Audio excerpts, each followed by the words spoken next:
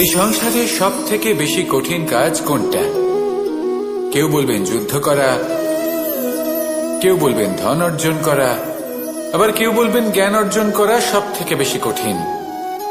এবার প্রত্যেক ব্যক্তির নিজস্ব অভিজ্ঞতা আছে, আর সেই অনুসারে তার নিজস্ব একটা উত্তর আছে। সাধারণভাবে দেখতে গেলে এই সংসারে সব থেকে কঠিন হল তপস্যা করা, অর্থাৎ সব কিছু ত্যাগ করে তপস্যায় নিজেকে বিলীন করে দেওয়া। এবার এর থেকে বেশি কঠিন এই সংসারে আর কি বা হতে পারে? এই সংসারে, এই সমাজে, নিজের পরিবারের মধ্যে থেকেও ধৈর্য ধরে সামনে অগ্রসর হওয়া, এটা হলো সব থেকে কঠিন কাজ।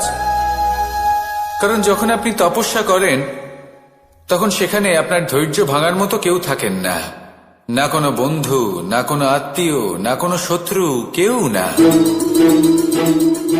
কিন্তু যখন আপনি এই সমাজে, এই পরিবারে থাকেন, কোনো না কোনো ব্যক্তি এসে আপনার ধৈর্যের বাঁধ ভেঙে দেওয়ার ক্ষমতা রাখেন।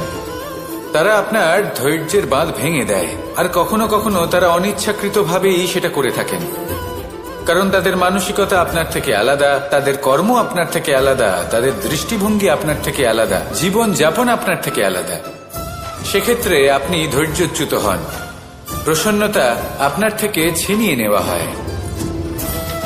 সেই জন্য এই সংসারে, এই পরিবারের থেকেও ধৈর্য ধরে সামনে অগ্রসর হওয়া কোনো পর্বতের শিখরে গিয়ে তপস্যা করার থেকেও অনেক বেশি কঠিন। আর যে ব্যক্তি এই সমাজেই, এই পরিবারে, সেই সকল মানুষের মধ্যে থেকে গিয়েও ধৈর্য ধরে অগ্রসর হতে থাকেন, যারা এই কাজটা শিখে নিতে পারেন, তারাই কিন্তু জীবনে আনন্দ লাভ করতে পারেন। এই ধৈর্যই শেষে আপনার জীবনে প্রসন্নতা বহন করে আনবে। তাই ধৈর্য ধরে জীবনের পথে অগ্রসর হন, আর আমার সাথে ভালোবেসে বলুন, রাধা রাধা। এই জীবনে তিনটি গুরুত্বপূর্ণ শব্দ আছে যা বোঝা আমাদের কাছে খুব গুরুত্বপূর্ণ, এবং এই তিনটি শব্দের নিজস্ব অর্থ আছে। প্রথম হল সঙ্গবদ্ধতা, অর্থাৎ একসাথে মিলে কাজ করতে হবে, একসাথে মিলে পরিশ্রম করতে হবে, সামনে এগোতে হবে। এরকম করতে পারলে আপনার শক্তি বৃদ্ধি পাবে, আপনার ক্ষমতা বৃদ্ধি পাবে, আপনি এগোতে পারবেন এবং অনেক দূরে যেতে পারবেন। দ্বিতীয় হল আত্মবিশ্বাস। হেরে যাওয়া বস্তুও আবার জিতে নিতে পারবেন। যদি আপনার নিজের আত্মবিশ্বাস থাকে তাহলে আপনি কখনো পরাজিত হবেন না। এবং তৃতীয় হল অহংকার। জয়লাভ করার পরেও কিন্তু এটা আপনাকে পরাজিত করতে পারে। সেই জন্য জীবনে সঙ্গবদ্ধ হন, আত্মবিশ্বাস রাখুন, কিন্তু কখনোই অহংকার করবেন না। এই অহংকার আপনার থেকে সব কিছু কেড়ে নিতে পারে। এই অহংকারের জন্যই মথুরাপতি কংস নিজের পতনের দিকে অগ্রসর হয়েছিলেন। এই অহংকারকে ত্যাগ করুন, আর আমার সাথে ভালোবেসে বলুন, রাধা রাধা। রাধা কখনো কখনো আমার জন্য বড়ই সুগন্ধি আতর নিয়ে আসে, পারিজাত ফুলের মালা নিয়ে আসে আমার প্রসাধন করবে বলে, এবং আমার সব থেকে বেশি প্রিয় মাখন নিজে হাতে বানিয়ে আনে আমাকে নিজে হাতে খাইয়ে দেবে বলে, সবকিছু আমাকে প্রসন্ন করবে বলে। কিন্তু আপনি কখনো ভেবেছেন যে এই আতর কিভাবে বানানো হয়? সহস্র ফুলের পাপড়ি একসাথে পিষে নিতে হয়, তারপরে তার থেকে যে রস নিঃসৃত হয় সেই রস দ্বারাই আতর তৈরি হয়। অনেক সংখ্যক ফুলকে অসীম যন্ত্রণা ভোগ করতে হয়, তবে তারা আমার প্রসাধন সামগ্রী হয়ে উঠতে পারে। দুধ থেকে মাখন তৈরি করার জন্য কতটা পরিমাণ মন্থন সহ্য করতে হয় সেটা আপনি জানেন। ঠিক সেই রকমই হলো আমাদের জীবনও। বিপদও আসে, কঠিন পরিস্থিতিও আসে, এর সম্মুখীন হতে শিখুন। মনে রাখবেন, আপনি হলেন সেই দুধ যাকে মন্থন সহ্য করতে হবে মাখন হয়ে ওঠার জন্য। মনে রাখবেন, আপনি হলেন সেই ফুলের মতন যাদের পিষ্ট হতে হবে সুগন্ধি আতর হয়ে ওঠার জন্য, যাকে এই সংসার পছন্দ করে। কখনো কখনো জীবনে আপনার সাথে খারাপ শুধুমাত্র এই কারণে ঘটে যাতে আপনার শ্রেষ্ঠ রূপ এই সংসারের সামনে আসতে পারে। শুধুমাত্র কঠিন পরিস্থিতি এবং বিপদকে একটা সুযোগ হিসেবে দেখার চেষ্টা করুন। আপনার জন্য এই সংসার বদলে যাবে, সংসারকে দেখার দৃষ্টিভঙ্গি পাল্টে যাবে, আপনার ভাগ্য পাল্টে যাবে, আর এই মন প্রসন্ন হয়ে বলবে রাধা রাধা। আমরা যখনই কোনো গাছের চারা রোপণ করি তখন সবার আগে পরীক্ষা করে দেখি যে যেখানে আমরা চারা রোপণ করতে চলেছি সেখানকার মাটি আদৌ উর্বর কিনা, সেই মাটি সেই চারাকে বাড়তে সাহায্য করবে কিনা। যখন একটা চারা রোপণের আগে আমরা এত কিছু ভাবতে পারি, তাহলে কাউকে বিশ্বাস করার আগে আমরা কেন ভাবি না? জীবনে কখনো এই বিশ্বাসরূপী চারা কোথাও রোপণ করার আগে বোঝার চেষ্টা করুন যে যার উপর আপনি বিশ্বাস করতে চলেছেন সে কি আদৌ আপনার বিশ্বাসের যোগ্য কি না। ভেবে দেখুন সেই ব্যক্তি ভবিষ্যতে গিয়ে আপনার বিশ্বাস ভাঙতে পারে কিনা। এটাও ভেবে দেখুন যে যাকে আপনি বিশ্বাস করতে চলেছেন তাকে আপনি বিশ্বাস করলে নিজের জীবনের উদ্দেশ্যে আপনি অগ্রসর হতে পারবেন কিনা। আর তার জন্য প্রয়োজন সঠিক সিদ্ধান্ত, পরখ করা, কোনটা উচিত কোনটা অনুচিত সেটা বোঝা। আর তাতে কিন্তু আপনি সন্দেহবাতিক হবেন না, তাতে আপনি আরো নিপুণ হয়ে উঠবেন। তাই যদি আপনি নিপুণ হয়ে উঠতে চান তাহলে বোঝার চেষ্টা করুন, পরখ করে দেখুন, কোনটা উচিত কোনটা অনুচিত বুঝুন। আর বিশ্বাস তখনই করুন যখন আপনি 100% নিশ্চিত হবেন যে সে বিশ্বাসের যোগ্য। আসুন আমার সাথে ভালোবেসে বলুন রাধা রাধা। আশা নামক এই খেলাটি আপনারা নিশ্চয়ই খেলেছেন, না খেলে থাকলে দেখেছেন, আর যদি দেখেও না থাকেন তাহলে নিশ্চিত রূপে শুনেছেন। মহাভারতের এই মহাযুদ্ধ কোথাও না কোথাও এই পাশা নামক খেলার কারণে হয়েছিল। পাশার এই বিচিত্র খেলা, দান, এইসবের কারণে কেউ নিজের মাথায় রাজ মুকুট পরিধান করেছিলেন, আবার সেখানে পরাজিত হওয়ার জন্য কাউকে বনবাসও ভোগ করতে হয়েছিল। কিন্তু এই খেলা সমাপ্ত হওয়ার পরে সমস্ত ঘুঁটি আর এই পাশার ছক একই পুটলিতে স্থান পেল। এটাই হলো আমাদের জীবন। এই সংসারে আমরা জয় পরাজয়ের বিষয়ে এতটাই ভাবি, এত চিন্তা করি যে এই জীবনের খেলার আনন্দটাই উপভোগ করতে পারি না। আর অবশেষে কি হয়? কেউ জয়ী হন, কেউ পরাজিত হন, কিন্তু দুজনেই একই স্থানে পৌঁছে যান। প্রত্যেক ব্যক্তি মৃত্যুর পরে একটি নির্দিষ্ট স্থানেই পৌঁছতে বাধ্য, কিন্তু ততক্ষণ এই জীবন, এই খেলা, তার আনন্দ উপভোগ করুন। এই সংসারে সেই ব্যক্তি শ্রেষ্ঠ স্থানে পৌঁছতে পেরেছেন যিনি এই সংসারকে প্রকাশ প্রদান করেছেন, যিনি কখনো জয় পরাজয় এ বিষয়ে ভাবেননি, শুধু এই জীবনের খেলার আনন্দ উপভোগ করেছেন। এটাই আপনিও করুন আর আমার সাথে ভালোবেসে বলুন রাধা রাধা। প্রত্যেক মানুষ নিজের জীবনে দুঃখ অনুভব করেন। প্রত্যেকের দুঃখ আলাদা হতে পারে। কারোর মনে এই দুঃখ থাকে যে সে তার বাবা মায়ের সব ইচ্ছে পূরণ করতে পারেননি। কেউ এটা ভেবে দুঃখ পান যে সে চিরকাল সদাচার করেছেন, সৎকর্ম করেছেন, কিন্তু তাও তাকে দুরাচারী বলে মনে করা হয়। কেউ এটা ভেবেও দুঃখ পান যে তার সামনে যে ব্যক্তি রয়েছেন তার চোখে তিনি শত্রু হয়ে উঠেছেন বা দুষ্ট হয়ে উঠেছেন, যেখানে তিনি হয়তো কোনো অনুচিত কাজই করেননি। এবার এই সমস্ত বিষয় নিয়ে ভেবে নিজের ব্যক্তিত্ব নিয়ে সন্দেহ প্রকাশ করবেন না। যদি নিজের ব্যক্তিত্ব নিয়ে কোনো সন্দেহ থেকে থাকে তাহলে কর্ম সংক্রান্ত প্রশ্ন করুন যে আপনি যা করেছেন তাতে কি উচিত ছিল কি অনুচিত ছিল। যেটা প্রয়োজন সেটা এটা বোঝার যে আপনার অন্তর্মন, আপনার বিবেক আপনাকে কি বলছে, আর আপনার অন্তর্মন আর আপনার বিবেক আপনাকে যেটা করতে বলবে শুধু সেটাই করুন। আর তারপরে এই সংসার কি বলবে, কি ভাববে সেসব নিয়ে ভাবতে যাবেন না, কারণ এই সংসার তো ঈশ্বরকেও প্রশ্ন করে থাকে, ঈশ্বরকেও দোষী মনে করে। কখনো কখনো যখন কোনো ঘটনা মানুষের ইচ্ছা অনুযায়ী ঘটে না, তখন মানুষ এটা বলে যে হে ঈশ্বর, আপনি আমার পাশে থাকলেন না, আপনি বড়ই কঠোর, এটা আপনার দোষ। যেখানে বেশিরভাগ সময় হয়তো সে নিজেই নিজের কর্মফল ভোগ করছে, আর কখনো কখনো ঈশ্বর হয়তো তার জন্য আরো ভালো কোনো পরিকল্পনা করে রেখেছেন, কিন্তু মানুষ এটা বুঝতে পারে না।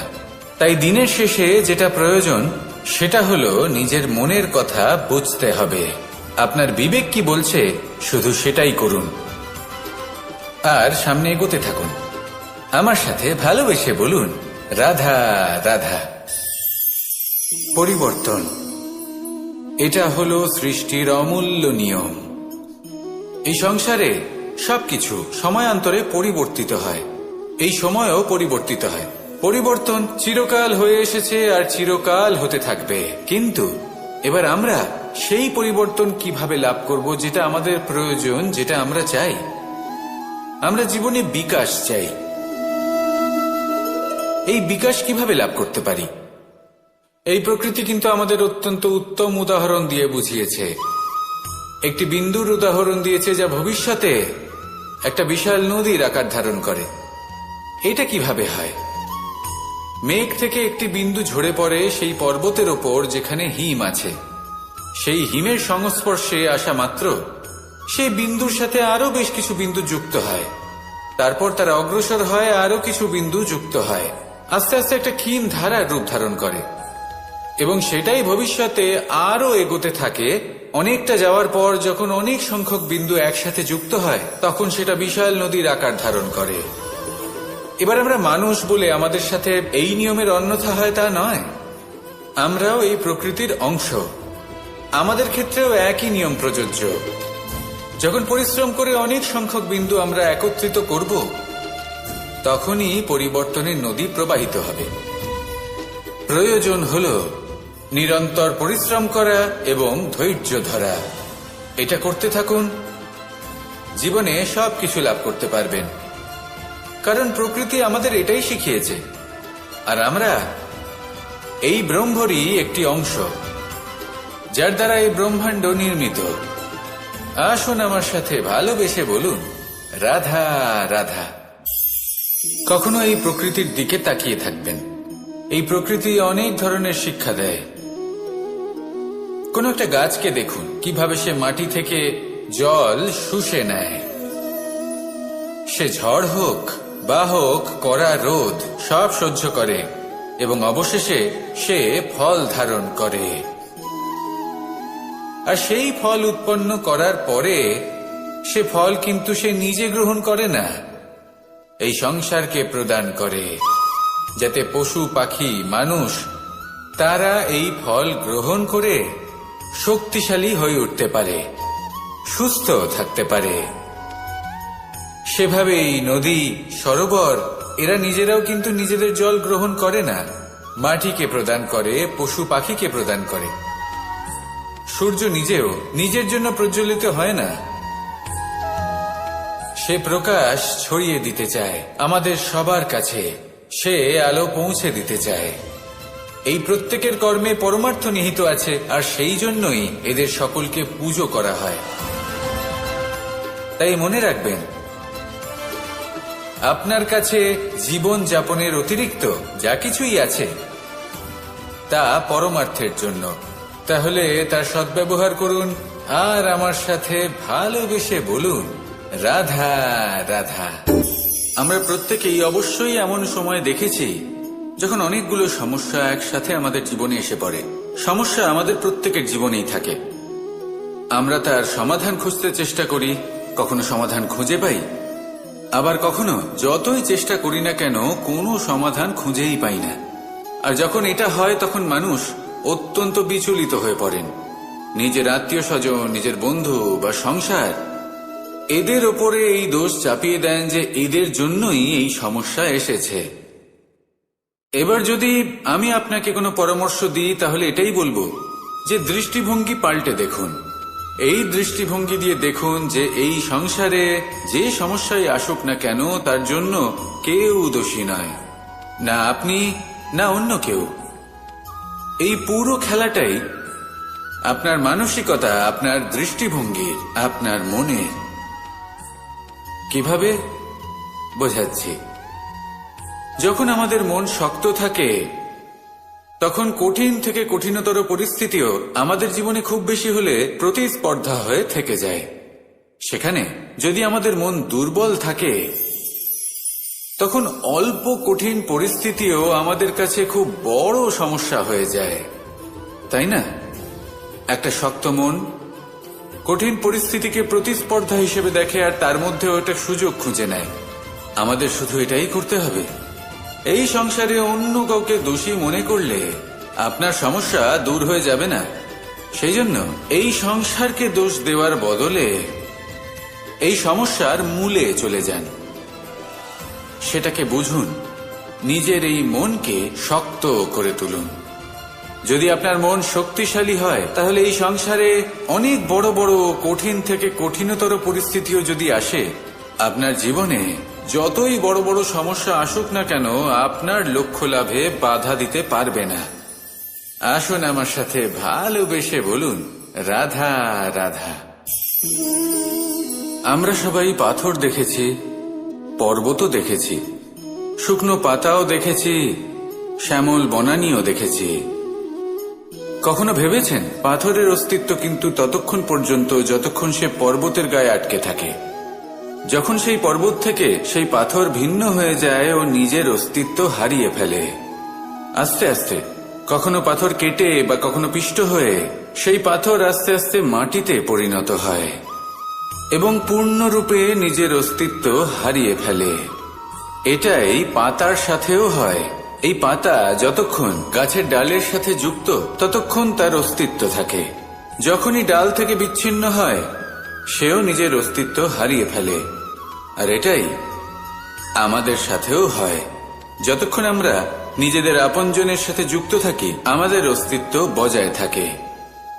যখন আপনজনদের সাথে সম্পর্ক ছিন্ন করি, তখন আমরাও আমাদের অস্তিত্ব হারিয়ে ফেলি।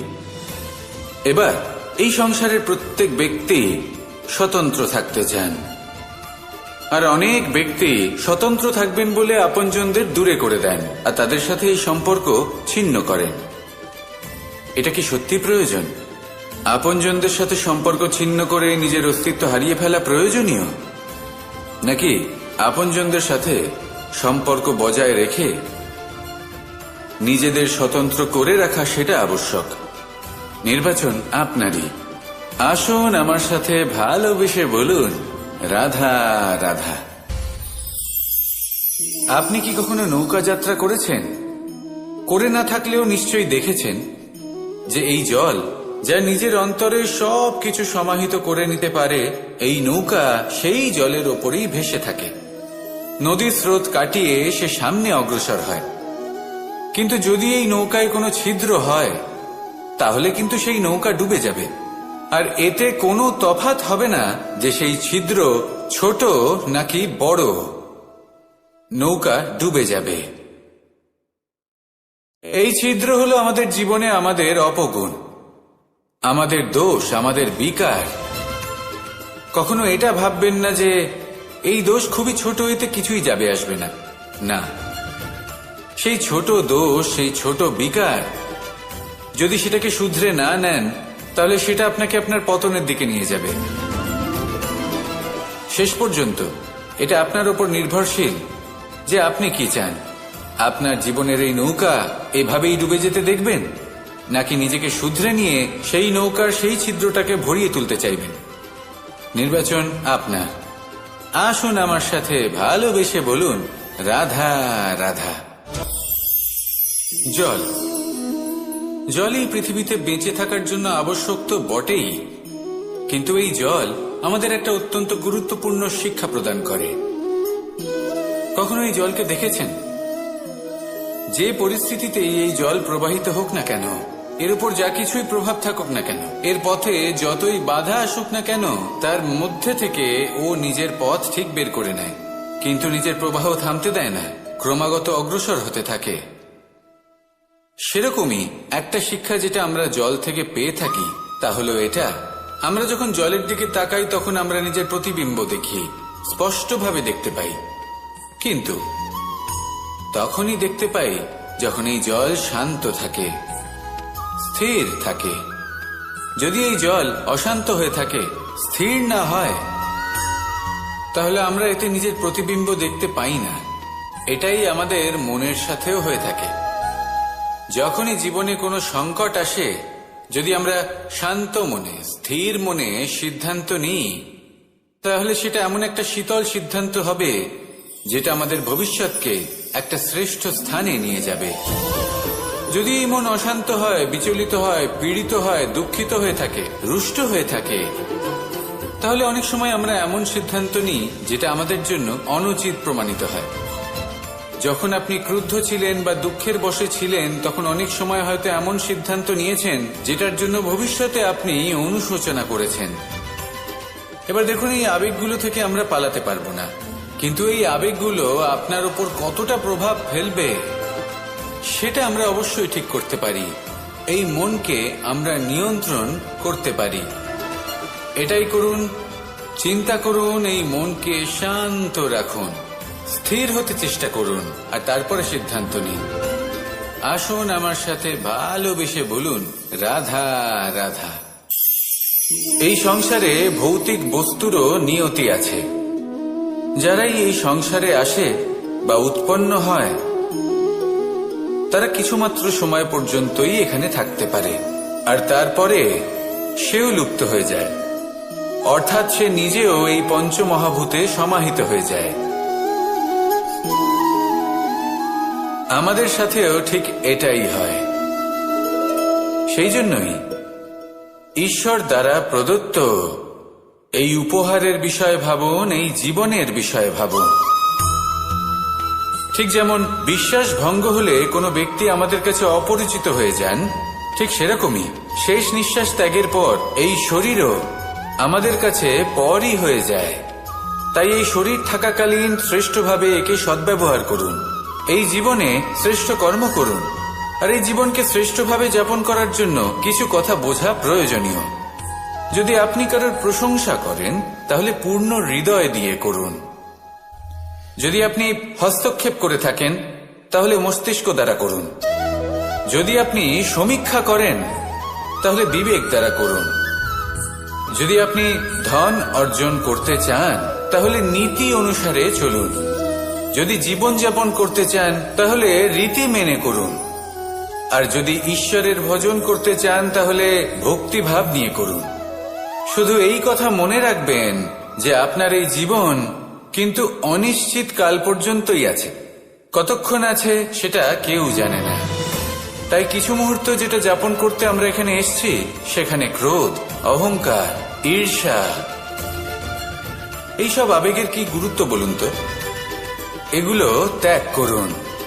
মানুষকে ক্ষমা করতে শিখুন, আস্তে আস্তে বিশ্বাস করতে শিখুন। এই সংসারে নিঃস্বার্থভাবে প্রেম করতে শিখুন, আর সবার মধ্যে আনন্দ বিতরণ করুন। তাই এই সব গুণ যদি আপনি আত্মসাৎ করতে পারেন, তাহলে আপনার জীবনে শুধু আনন্দ এবং আনন্দই বিরাজমান হবে। আসুন আমার সাথে ভালোবেসে বলুন, রাধা রাধা। এবার কখনো কখনো জীবনে আমাদের মনে হয় যে চতুর্দিকে শুধুমাত্র অন্ধকারই হয়ে আছে। প্রত্যেকেরই তা কখনো মনে হয়। আর তখনই আমাদের নিরাশ হলে চলবে না, আমাদের দুঃখী হলে চলবে না। সেই সময় আমাদের খুঁজতে হবে নিজেদের আশেপাশে, চতুর্দিকে, আর কোথাও না কোথাও আমরা প্রকাশ অবশ্যই দেখতে পাব, আশার একটা কিরণ অবশ্যই দেখতে পাব। কেউ এমন একটা কর্ম করেন যেটা দেখে আমরা প্রেরিত হয়ে যাই, আর এমন কোনো কর্ম যদি আপনারা করেন, তাহলে সেই কর্ম আপনার মনকে প্রসন্ন ভাব, আনন্দ এবং ভালোবাসা দ্বারা ভরিয়ে তুলবে। আপনার অন্তরের সেই অন্ধকারের অন্ত করবে, দুঃখেরও অন্ত করবে। আর এই মন প্রসন্ন ভাব নিয়ে বলবে, রাধা রাধা। যদি কোনো সিংহ বানরের মতো গাছে চড়তে চেষ্টা করে, তাহলে কি হবে? একটা মাছ যদি মাটিতে হাঁটতে চেষ্টা করে, তাহলে কি হবে? তারা বিফলই হবে। কিন্তু এরকম কেন হয়? তার কারণ হলো প্রকৃতির রচনা কিছুটা এরকম। এখানে প্রত্যেকটি ব্যক্তিকে, প্রত্যেকটি প্রাণীকে আলাদা আলাদা গুণের অধিকারী করা হয়েছে, এবং সকলকে একটা সীমাও প্রদান করা হয়েছে। এবার এই যে বৃক্ষ, পশু, পাখি, এদের মধ্যে সেই ক্ষমতাই নেই যে এরা নিজেদের যাচাই করতে পারবে, নিজেদের সীমাগুলো বুঝতে পারবে। নিজেদের সদ্গুণগুলো চিনতে পারবে, এরা সেটা করতে পারবে না। কিন্তু মানুষ তো আলাদা। মানুষের কাছে সেই বিশেষ শক্তি আছে যে তারা পূর্ণরূপে নিজেদের যাচাই করতে পারবে, নিজেকে পূর্ণরূপে বুঝতে পারবে, নিজের দোষ, নিজের অপগুণ, নিজের সদ্গুণ, নিজেদের সীমাগুলো তারা বুঝতে পারবে। আর এটা অত্যন্ত গুরুত্বপূর্ণ। কথায় আছে যে যদি সাফল্য লাভ করতে হয় তাহলে নিজেকে যাচাই করে নিতে হবে। তাই নিজেকে যাচাই করুন, নিজের সাথে পরিচিত হয়ে যান এবং জীবনে কর্ম করতে থাকুন। সাফল্যের শিখরে অবশ্যই পৌঁছে যাবেন। আর ওখানে যদি যান তাহলে এই মন প্রসন্ন হয়ে অবশ্যই বলবে, রাধা রাধা। বনের মধ্যে যদি আপনি কোনো বিষাক্ত সাপ দেখেন তাহলে কি করবেন? আপনি তখনই তার থেকে দূরে পালাতে চেষ্টা করবেন। আর এটা কেন করবেন? নিজের রক্ষার্থে। এই কথা আমি নয় মেনে নিলাম, কিন্তু নিজের জীবনে এটা করেন না কেন? আপনি যেখানেই যান, যে স্থানেই যান না কেন, প্রত্যেক সময়, প্রত্যেক মুহূর্তে এমন বিষাক্ত সাপ আপনি অবশ্যই খুঁজে পাবেন। আর সেই সাপ নয় যাদের আপনি বনে খুঁজে পাবেন, এরা হলো সেই সাপ যা আপনাকে পাপ করতে বাধ্য করবে। আপনার অন্তরের বাসনা, ক্রোধ, অহংকার, লোভ, ঈর্ষা এদের বৃদ্ধি ঘটাবে। দেখুন, বনের এই সাপ আপনাকে একবার ছেড়ে দিতেও পারে, ছোবল নাও মারতে পারে, কিন্তু এই যে পাপরূপী সাপ আছে তা অবশ্যই ছোবল মারবে। কর্ম যদি করেন তাহলে অবশ্যই ফল পাবেন। সেই জন্য যখনই কোথাও যাবেন, যদি এমন কাউকে দেখেন, যদি এমন কিছু দেখেন যে আপনাকে পাপ করতে বাধ্য করছে, তাহলে সেই মুহূর্তে সেখান থেকে পালিয়ে যান। যেমন বনের সাপ দেখে আপনি পালাতে থাকেন। সৎকর্মের রক্ষা অত্যন্ত আবশ্যক। আসুন আর আমার সাথে ভালোবেসে বলুন, রাধা রাধা। মনুষ্য জীবনের সব থেকে বেশি গুরুত্বপূর্ণ বিষয় হল মনের একাগ্রতা। এই সংসারের যে কটি মহান কার্য সম্পাদন হয়েছে তা হল মনের এই একাগ্রতার একমাত্র ফল। আপনি অবশ্যই দেখে থাকবেন, অনেক ছোট বড় নদী যা বয়ে চলে তাদের সামনে একটা বাঁধ নির্মাণ করা হয় সেই সব নদীর জল সঞ্চয় করতে। বাঁধ হয়ে গেলে প্রয়োজন মতো বা মনের ইচ্ছে মতো তাকে ব্যবহার করা সম্ভব। এবার এটাই আমাদের মনের সাথেও সম্ভব। আমাদের মনের একাগ্রতা আজকের দিনে দাঁড়িয়ে বিভিন্ন ধরনের বিকার, ক্রীড়া এবং ভোগের মধ্যে ভাগ হয়ে গেছে। একে একত্রিত করতে হবে, একটা বাঁধ নির্মাণ করতে হবে। শুধু এটাই করতে হবে, যেটা উচিত কর্ম সেটাই করুন, যেটা অনুচিত কর্ম সেটা করা থেকে নিজেকে বিরত এটাই করতে হবে। যেটা উচিত কর্ম সেটাই করুন, যেটা অনুচিত কর্ম সেটা করা থেকে নিজেকে বিরত রাখুন। ব্যাস, এই কাজটাই আপনি করতে থাকুন, করতে থাকুন। মনের মধ্যে একাগ্রতার বাঁধ নির্মাণ করুন। আর একবার যদি তা নির্মাণ হয়ে যায় তাহলে যখন চাইবেন, যেখানে চাইবেন, যতটা চাইবেন একাগ্রতা প্রয়োগ করতে পারবেন। আর একবার যদি আপনি এটা শিখে যান তাহলে এই সংসারকে বদলে ফেলার মতো কাজ আপনি করতে পারবেন, সমাজকে শুধরাবার মতো কাজ করতে পারবেন। তাহলে এই মনকে একাগ্র করুন আর আমার সাথে ভালোবেসে বলুন, রাধা রাধা। আমরা সবাই ফল খাই, কিন্তু আমাদের সেই ফলই প্রিয় হয় যে পরিপক্ক হয়ে ওঠে, যেটা নম্র হয়, আর যে ফল অনেক বেশি মিষ্টি আর সুস্বাদু হয়ে থাকে, যাদের রঙে বাহার দেখা যায়। সেইভাবে জীবনে আমরা নানান মানুষের সাথে পরিচিত হই, কিন্তু সেই মানুষই আমাদের মন ছুঁয়ে যায় যারা বিনম্র স্বভাবের, যাদের বাণী খুব মধুর, যাদের অন্তরে আত্মবিশ্বাসের একটা তেজ, একটা রং দেখা যায়। এবার এমন ব্যক্তি আমরা কি করে হব? ঠিক সেইভাবেই যেমন একটা ফল রোদ, বর্ষা, শীত, বায়ু এই সকল সংকটময় পরিস্থিতির সম্মুখীন হয়ে পরিপক্ক হয়ে ওঠে, সেইভাবেই মানুষ সংকটময় পরিস্থিতির সম্মুখীন হয়ে পরিপক্ক হয়ে ওঠেন। যদি এই সংকটের সম্মুখীন হন তাহলে অভিজ্ঞ হবেন, আর এই অভিজ্ঞতাই শিক্ষা দিয়ে যাবে। এই অভিজ্ঞতা আমাদের শিখিয়ে দেয় যে আমাদের বিনম্র থাকতে হবে। অহংকার করে কোনো লাভ নেই। মধুর বাণীর যে কি মূল্য তা আমরা শিখতে পারি। এই অভিজ্ঞতাই আমাদের বুঝিয়ে দেয় যে উচিত অনুচিত কোনটা আমাদের দৃষ্টিভঙ্গি তৈরি করে, আর এই দৃষ্টিভঙ্গি দ্বারা আত্মবিশ্বাস জাগ্রত হয়। সেই জন্য জীবনে কখনো বিপদ থেকে দূরে পালাবেন না, সেগুলোর সম্মুখীন হন, অভিজ্ঞতা লাভ করুন, তার থেকে শিক্ষা লাভ করুন, এইভাবেই পরিপক্ক হবেন। আসুন আমার সাথে ভালোবেসে বলুন, রাধা রাধা। ধন সঞ্চয় করা সম্ভব, আর সেই জন্য ধন সব থেকে বেশি মূল্যবান সম্পত্তি নয়। এবার আপনি বলবেন, এ আমি কি বলছি? এই ধন খুব মূল্যবান, আমরা সকলে অর্জন করতে ব্যস্ত। সেটা এই কারণে, কারণ আপনারা জানেন না এই সংসারের সব থেকে বেশি মূল্যবান সম্পত্তি কি। এ হলো সেই সম্পত্তি যা কখনো সঞ্চয় করা সম্ভব নয়। আপনার কাছে যতই ধন থাকুক তা দিয়ে আপনি স্বাস্থ্য লাভ করতে পারেন, বাড়ি কিনতে পারেন, আদি ইত্যাদি, কিন্তু আপনি যতই ধনী হন না কেন, ফেলে আসা দিনের একটা মুহূর্ত আপনি লাভ করতে পারবেন না। এই একটা মুহূর্ত, এই সময়, এটাই হলো সংসারের সব থেকে মূল্যবান সম্পত্তি। একবার চলে গেলে তা কখনোই ফিরে আসে না।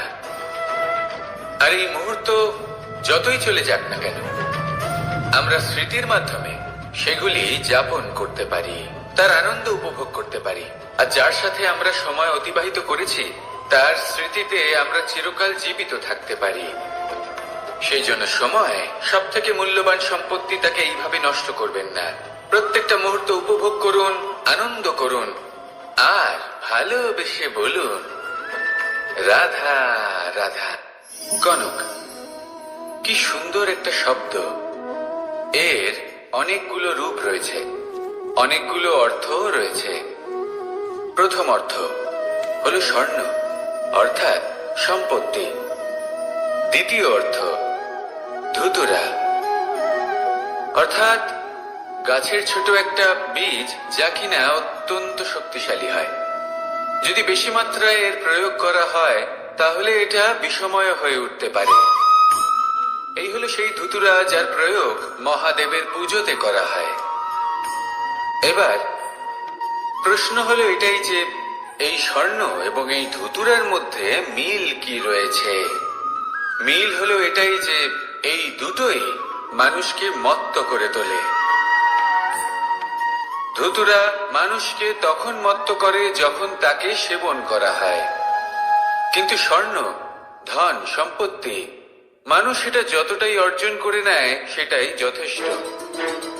এই স্বর্ণ মানুষের ভাবনা চিন্তা করার ক্ষমতাকে বশ করে ফেলে। মানুষ সম্পত্তির লোভে মত্ত হয়ে ওঠে, কারণ যে যত চমৎকারী, যতটা অমূল্য হয় তাকে সামলানো কিন্তু ততটাই কঠিন, তাই না? তাই মনে রাখবেন, ধন, স্বর্ণ, সম্পত্তি এগুলো ধুতুরার থেকেও অনেক বেশি বিষাক্ত হতে পারে। তাই এর ওপর আত্মসংযমের একটা কবচ পরিয়ে রাখবেন এবং বিবেকের শক্তির সাথে এগুলো প্রয়োগ করুন, তবেই কল্যাণ হবে। আসুন আমার সাথে ভালোবেসে বলুন, রাধা রাধা। রোগ যদি এসে থাকে তাহলে তার ওষুধও অবশ্যই আসে। সমস্যা যদি আসে তাহলে সেই সমস্যার সমাধানও নিজে থেকেই আমাদের কাছে চলেই আসে। এই সংসার, এই জীবনের শুধুমাত্র একটাই নিয়ম আছে, আর তা হলো এটাই, এই সংসার হলো একটা চক্রের মতো। এতে শাশ্বত বলে কিছু নেই, নিত্য বলে কিছু নেই, আর যা কিছুই রয়েছে সব বদলাতে চলেছে। যদি আপনার জীবনে দুঃখ থাকে, সমস্যা থাকে, যদি আপনি বিপদ দ্বারা আচ্ছন্ন, তাহলে মনে রাখবেন সবকিছু বদলে যেতে চলেছে। দুঃখের সময় কাঁদবেন না, মনকে আরো দুঃখী করে তুলবেন না, কারণ এখানে যা কিছুই এসেছে তা যাওয়ার জন্যই এসেছে। তাহলে এত চিন্তা কিসের? আনন্দ সহকারে জীবন যাপন করুন, আর আমার সাথে ভালোবেসে বলুন, রাধা রাধা। মানুষের জীবনে তিনটি গুণ অত্যন্ত প্রয়োজনীয়: শ্রদ্ধা, বিনম্রতা, যোগ্যতা। যদি জ্ঞান লাভ করতে চান তাহলে শ্রদ্ধার প্রয়োজন, যদি মান লাভ করতে চান তাহলে স্বভাবে বিনম্র হওয়া প্রয়োজন, আর যদি মনোবাঞ্ছিত স্থান লাভ করতে চান তাহলে যোগ্যতার প্রয়োজন। বিষয়টা সহজ। শ্রদ্ধা আপনাকে জ্ঞান দেবে, নম্রতা আপনাকে মান, আর যোগ্যতা উচিত স্থান দেবে। কিন্তু যদি আপনি এই তিনটি গুণ সম্মিলিত করেন তাহলে এমন কিছু লাভ করবেন যা এই সব কিছুর থেকে অনেক ঊর্ধ্বে। সম্মান।